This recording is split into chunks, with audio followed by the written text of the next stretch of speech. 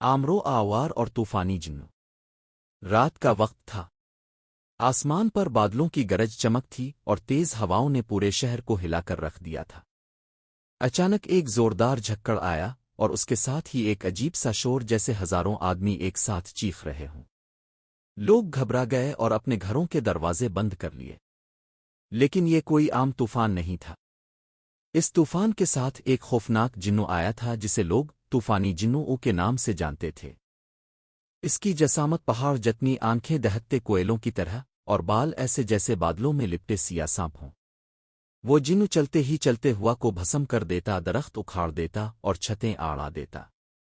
गांव वाले खौफ से चीखने लगे, हम सब बर्बाद हो गए, कोई हमें बचाए। ऐसे में एक कोने से एक मानूस आवाज आई, घबराओ नहीं, तुम्हारा मददगार आ गया है। ये आवाज थी आमरो आवार की।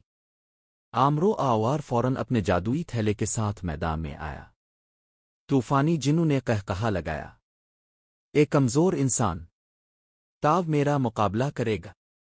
मैं हुआ को काबू करता हूँ, बारिश को हुक्म देता हूँ और जमीन को हिला देता हूँ।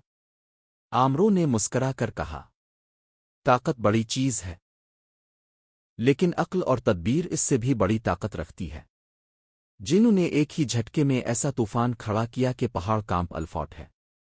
आमरो फौरन थैले में हाथ डालकर एक जादुई लंगर निकालता है। वो लंगर जमीन में गाड़ देता है और गांव के सारे घर इस लंगर की ताकत से मजबूती से जाड़ जाते हैं।